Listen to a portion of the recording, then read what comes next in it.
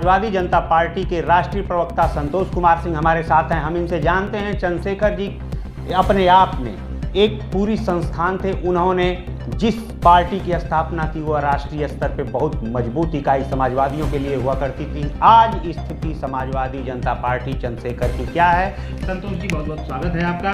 कैसे देखते हैं आप राष्ट्रीय स्तर पे आप लोग कहाँ हैं? सबसे पहले तो आपका धन्यवाद।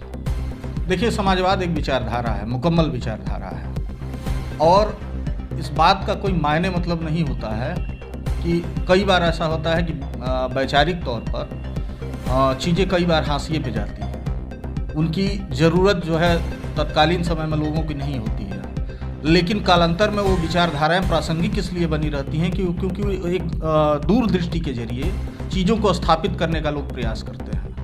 तो चंद्रशेखर जी का देखिए, जब जो दौर रहा, नई अर्थनीति का विरोध उन्होंने सदन के भीतर किया, सदन के बाहर किया। आज नई अर्थनीति का आप असर देख रहे हैं पूरे देश के ऊपर। जो बातें चंद्रशेखर उस समय कहे थे, आज वो सारी चीज़ें जो है दीपक के सत्य के समान दिखाई दे रहा है। उन्होंने कहा था कि जो है यह मुल्क जो है नई अर्थनीति विदेशियों के लिए खुल जाएगा अगर, तो यह देश गुलामी की तरफ बढ़ जाएगा। आज हम स्पष्ट देख रहे हैं कि दुनिया भर की कंपनियां, दुनिया भर की संस्थाएं जो हैं भारत के संसाधनों पर निगाह लगाए पड़ी हुई हैं। तो यह समाजवाद को फिर से प्रासंगिक और जीवंत बना रहा है। चीज़ें जब बदलती हैं, हालात जब बदलते हैं, तो उन परिस्थितियों में हमें सिद्धांतों को तत्कालीन परिप्रेक्ष्य में ढालने की भी आवश्यकता होती है। और निश्चित तौर पर चंद्रशेखर जी की जो यह पार्टी है, उनकी बनाई हुई पार्टी है। बड़े इस पार्टी में मैं नाम नहीं लेना चाहूँगा, लेकिन अगर इतिहास भूगोल इसका पता करेंगे तो कई ऐसे बड़े नेता इस पार्टी से पैदा हुए जो मुख्यमंत्री बने, तमाम बड़े बड़े ओहदों पे रहे लोग। लेकिन सिद्धांतों की तिलांजलि उन्होंने दे दिया। हम उस पर देखिए, हम उस पर भी कोई टिप्पणी नहीं करना चाहेंगे, क्योंकि समाज के भीतर जो परिवर्तन होता है, समाजवाद को लेकर के जनता के बीच जाएंगे तो कैसे आप अलग लोगों को बताएंगे कि हम इन तमाम लोगों से अलग? मैं निजी तौर पर इस बात को मानता हूं और पार्टीगत तौर पर भी मानता हूं कि आज समाजवाद को हमें ठीक ढंग से परिभाषित करने की जरूरत है। जी। चंद्रशेखर जी का जो दौर रहा, देखिए, गांधी जी भी इस देश में सोशलिस्ट रहे, लोहिया जी भी सोशलिस्ट रहे, आचार्य नरेंद्र भी जो है भारत में जो है समाजवाद के पुरोधा रहे, और सबने अपने अपने समय पर एक समाजवादी मॉडल को खड़ा करने का प्रयास किया। यह दुर्भाग्यपूर्ण स्थिति है कि वो समय समय पर अपने लक्ष्यों को की पूर्ति नहीं किया। चंद्रशेखर जी के दौर में वो अकेले पड़ चुके थे। जिस समय वो डंकल प्रस्ताव का विरोध कर रहे थे, नई अर्थनीति का विरोध कर रहे थे, वो अकेले पड़ चुके थे। सदन के भीतर उनकी भी बात लोगों ने अनसुना किया, जबकि उस सदन के भीतर बड़े जिम्मेदार लोग बैठे थे और सब ये समझते थे कि जो बात चंद्रशेखर जी कह रहे हैं ये आने वाले समय में सत्य सिद्ध हो जाएगा। लेकिन बहुमत का खेल रहा। आप भली भांति जानते हैं कि उन्हीं के कार्यकाल में नई अर्थनीति को लागू करने का प्रयास किया जा रहा था और उन्होंने मना किया, उनकी सरकार गिरा दी गई, लेकिन उन्होंने अपने सिद्धांतों से समझौता नहीं किया। आज उसी चीज़ को हम नए सिरे से परिभाषित करने की कोशिश कर रहे हैं। जो चंद्रशेखर सपना देखे थे इस मुल्क के भीतर, राष्ट्रीयकरण सबसे बड़ी चीज़ है कि जो आज प्राइवेटाइजेशन जिस रफ्तार से हो रहा है, हम सीधे सीधे ये कहना चाहते हैं कि बड़ी संस्थाओं का सीधे सीधे राष्ट्रीयकरण हो। ये सारे हमारे एजेंडे, और नए सिरे से हम समाजवाद को डिफाइन करने की कोशिश करेंगे कि किस प्रकार से, आपके हिसाब से कितना समय लग जाएगा?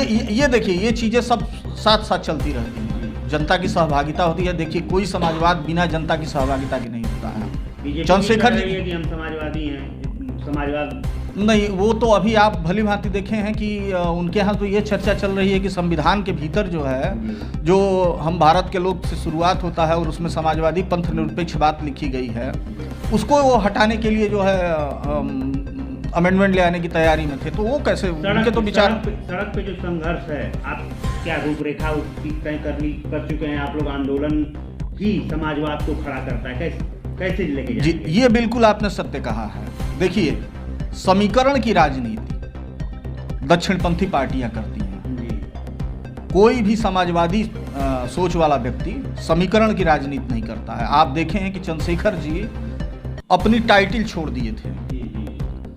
हम लोग चूंकि इस एरिया के रहने वाले हैं तो हमें यह पता है कि चंद्रशेखर जी की जाति क्या थी। आप भारत के पश्चिम में चले जाइए, दक्षिण में चले जाइए, लोगों को उनकी जाति नहीं पता थी कि वो किस जाति के थे। समाजवादी का झंडा उठा रहे हैं माननीय अखिलेश जी, समाजवादी पार्टी का।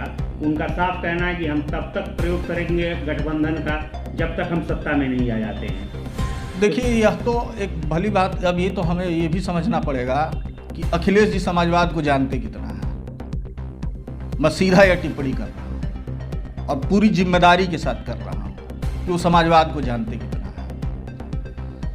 जातिगत राजनीति की जो हिंदुस्तान में शुरुआत हुई है उसका हम चरम रूप देख रहे हैं। जाति और धर्म को सम्मिलित करके समाजवाद खड़ा ही नहीं किया जा सकता है।